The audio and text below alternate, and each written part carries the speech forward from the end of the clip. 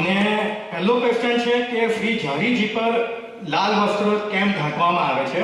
લાલ વસ્ત્ર સૌભાગ્યનું ચિહ્ન આપણે માનીએ છીએ અને યમુનાજી સદા સૌભાગીન છે અને સદા સંયોગીન છે. સદા સંયોગીની છે એટલે કે સૌભાગ્ય ઘણીવાર ઘણાનું અખંડ હોય પણ અખંડ સંયોગ ના, તમે સદા એની સાથે ના હોય, સૌભાગ્યશાળી હોય પણ યમુનાજીમાં બંને વસ્તુ છે. અખંડ સૌભાગ્ય તો છે પણ અખંડ સંયોગ પણ છે. એટલે કે એક ક્ષણ પણ યમુનાજી ઠાકોરજીથી અલગ થતા નથી. એટલે ક્યાંય તમે કોઈ જગ્યાએ યમુનાજીના વિરહના પદ નહીં સાંભળો કે યમુનાજી વિરહ કરતે ગોપીજનો ગોપી ગીત ગાય છે, રાધાજી વિરહ કરે, પણ યમુનાજી કોઈ દિવસ ઠાકોરજીનો વિરહ કરતા હોય એવો ક્યાંય કોઈ ઉલ્લેખ નહીં મળે. કારણ કે અખંડ સંયોગ છે. આપણે તો સેવાના ક્રમમાં બી ત્યારે ઝારીજી સૈયામજીમાં પધારે તો તુરંત ઠાકોરજી પધારી જાય. એટલે સતત અને સદાય સાનિધ્ય શ્રી યમુનાજીને છે અને એના ચિહ્ન રૂપે અખંડ આપણે ત્યાં સાડીનો ભાવ નેવરાનો કહીએ છીએ. એટલે કે ત્રણ ભાવથી થાય. એક જેમ લપેટીને ઘૂંટો કર્યો એવા ટાઈમથી લપેટીને કરતા હોય, એક પાટલી જેવું થાય અને કોઢડી જેવું, આમ ત્રણ પ્રકારથી જારીનો નેવરો ધરતા હોય છે. ભાવાત્મક એનો ક્રમ છે. તો ઘણી ભાવનાનો પણ આપણે ત્યાં યમુનાજી સાથે જોડાયેલું છે. એટલે પુષ્ટિ માર્ગ જો આ બધું કેમ આ ભાવનું, આ યશોદાજીના ભાવનું, આ યમુનાજીના ભાવનું, આ લલિતાજીના ભાવની સામગ્રી, આ ચંદ્રાવલીજીના ભાવની, આવી જુદી જુદી ભાવની સામગ્રીનું મૂળ કારણ શું? વાત નીકળી છે તે પણ થોડી ચર્ચા કરીએ. પુષ્ટિ માર્ગમાં સમર્પણ દ્વારા કૃપા પ્રાપ્તિ કરીએ છીએ. એટલે કે તમે યમુનાજી રૂપ ઝારીજી ભર્યા અને એમને ઠાકોરજી પાસે પધરાવે તો તમારા ઉપર યમુનાજી પ્રસન્ન થયા કે તે મારો ભગવત સંયોગ કરાવ્યો. જા હું તને આશીર્વાદ આપું છું, જેવું સુખ મને મળ્યું એવું સુખ તને પણ મળે. તો આ યમુનાજીના આશીર્વાદ, યમુનાજીનો પ્રભુ સંયોગ કરાવીને એ તમે માલાજી બનાવો તો એ વ્રજભક્તોનું સ્વરૂપ કહીએ છીએ. તો કે જ્યારે માલાજી બનાવી તમે ઠાકોરજીને ધરાવો છો ત્યારે વ્રજભક્તો તમારા ઉપર પ્રસન્ન થાય છે. ત્યારે તે મારો ભગવત સંયોગ કરાવ્યો, જ્યાં જેવું સુખ મને મળ્યું અમારા તને આશીર્વાદ છે કે તને પણ એ સુખ મળે. એટલે માળાજી ધરાવવાથી તમને વ્રજભક્તોના આશીર્વાદ મળે છે.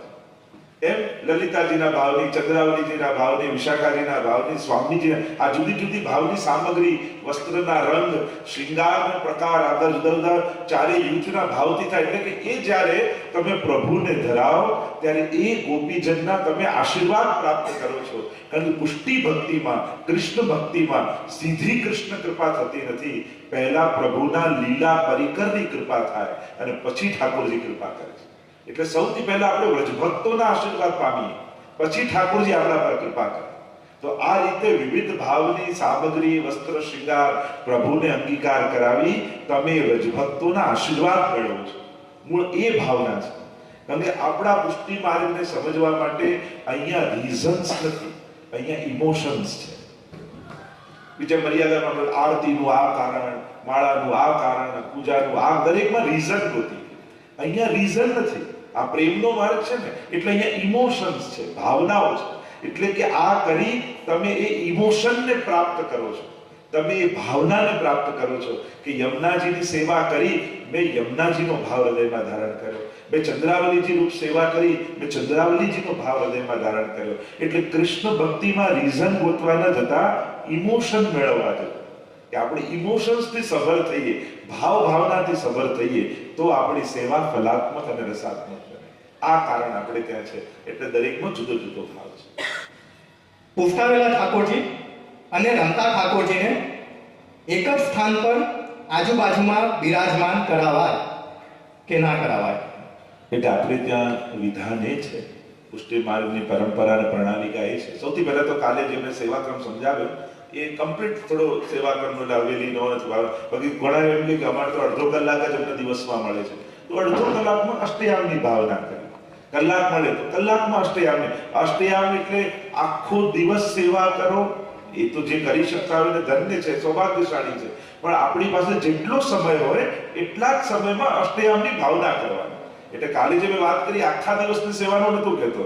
તમારે જે કલાકનો સમય છે એ કલાકમાં આવા લીલા સરવા ક્રમાગતા ક્રમ પ્રમાણે ભાવના કરવી અને સાવ ના જ કરી શકતા હો તો 3 ટાળી પાડી ઠાકોરજીને જગાવો, ગુંજામાળા ધરો, ચંદ્રિકા મસ્તક પર ધરો, મિશ્રી કટોરી સુકોમ્યો ભોગ ધરો અને તમે જે પાઠ કરી શકતા હો યમનાષ્ટક, કૃષ્ણાશ્રય, સર્વોત્તમ, મધુરાષ્ટક આટલા પાઠ કરી ઠાકોરજીને પોડાવી દો. આટલું પણ સેવા કરી શકાય. એટલે અને એક વસ્તુ વિશેષ રૂપે ધ્યાન રાખવી, સેવામાં ક્યારે પણ સરખામણી કરવી નહીં ને જોખવાની કે સખડી વાળા મોટા અને સખડી વાળા નાના અને દૂધઘર વાળા એનાથી નાના, મિશ્રી વાળા આ તો મિશ્રી વાળા ઘણી વાર તો લોકો સખડી ધરતા મિશ્રી વાળા સાવ નાના ગણે. ક્યારે પણ લૌકિક બુદ્ધિ અલૌકિક કાર્યોમાં વાપરવી નહીં. મિશ્રી ધરે છે એ પણ મોટો જ છે, અનસકડી ધરે છે એ પણ મોટો જ છે. આ તો આપણું સમર્પણ છે. એનાથી ભગવાન નાના મોટા નથી થઈ જતા. એટલે ક્યારે પણ વધારે સેવા કરતા હોય એમણે ઓછી સેવા કરનારને નાનો નહીં ગણો.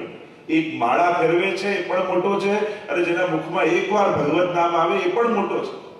એટલે ક્યારે પણ આ ભક્તિમાં અને ભગવાનના કાર્યમાં આ નાના મોટા વધારે ઓછું આવી લૌકિક બુદ્ધિ છે ને એમાં નહીં વાપરવી. મહાપ્રભુજી ના પાડે છે મનુતે નૈવ લૌકિકમ. આપણા ઠાકોરજી લૌકિક નથી, લૌકિક સાંભળતા નથી, લૌકિક જાણતા નથી, લૌકિક વિચારતા નથી. એટલે આજે લૌકિક બુદ્ધિ આપણે સંસારના લોકોમાં વાપરીએ ને આ પેલાને ખોટું લાગી જશે, આમ થઈ જશે, આવું ઘણા લોકો ઠાકોરજી ભાઈ વિચારે આવું નહીં કરું તો ભગવાનને ખોટું લાગે. અરે પ્રભુ બચાવનારા છે, પાડનારા નથી. પ્રભુ આપણા ઘરે આવે છે આપણા દોષોને ધોવા માટે, દોષોને ગણવા માટે નહીં.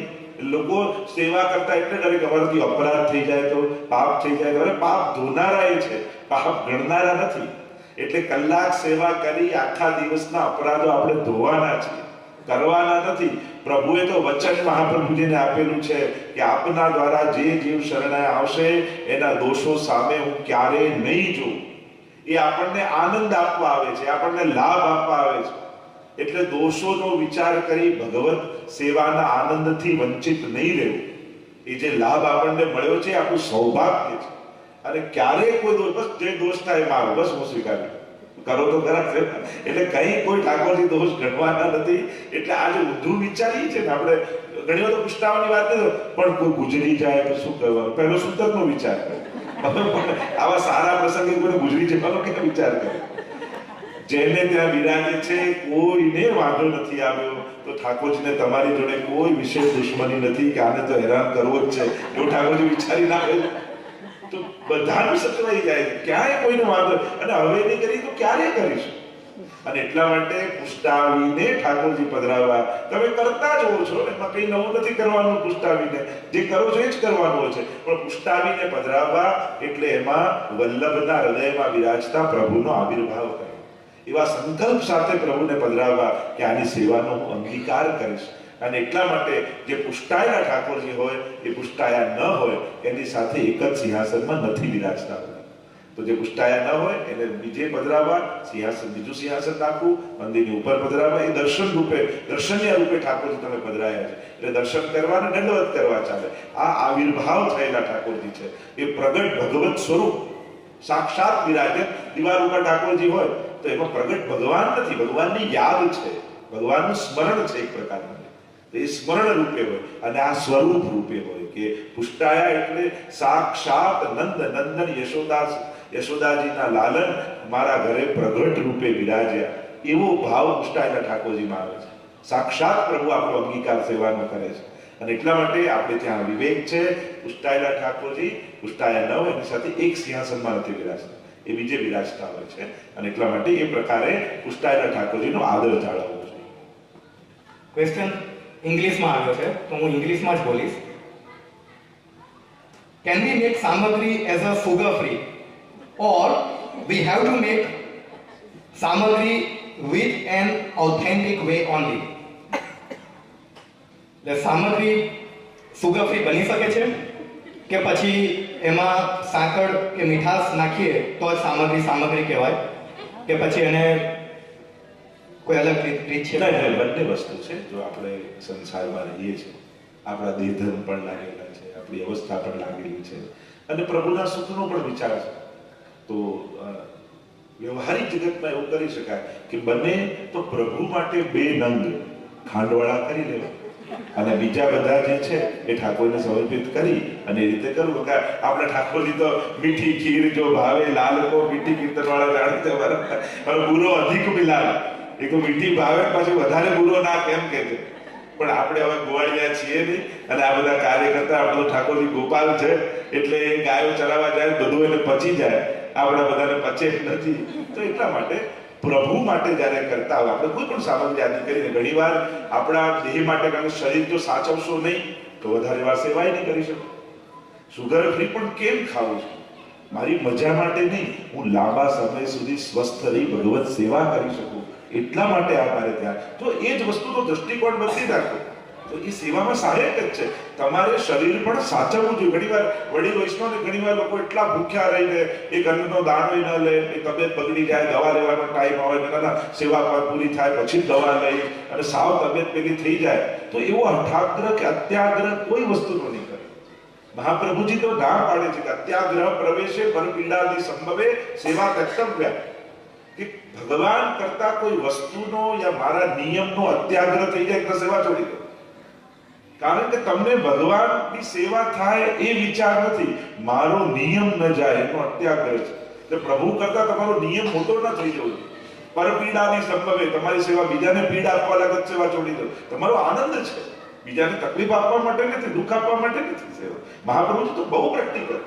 અને મહાપ્રભુ તો સ્પષ્ટ આજ્ઞા કરે છે, સ્વધર્મા ચરણમ શક્ત્યા વિધર્માશ્ચ નિવર્તનમ. શક્તિ પ્રમાણે સ્વધર્મ કરો, વિધર્મ નહીં કરો. કે તમારી જે શક્તિ છે, તમે જે દેશમાં રહો છો, તમે જે માહોલમાં રહો છો, તમારી જે ઉંમર છે, તમારું જેટલું ઘર છે, એટલે જ આપણે ત્યાં શબ્દ શું છે મેન્ડ. મેન્ડ એટલે ઘરનું આંગણું. તો તમારું 100 મીટરનું ઘર છે કે આટલા 2 રૂમમાં તમારે રહેવાનું છે. હવે અપરસનો વિચાર કરીને સેવાથી દૂર જતા રહો એ તો ખોટું કહેવાય. સેવા માટે છે બધું.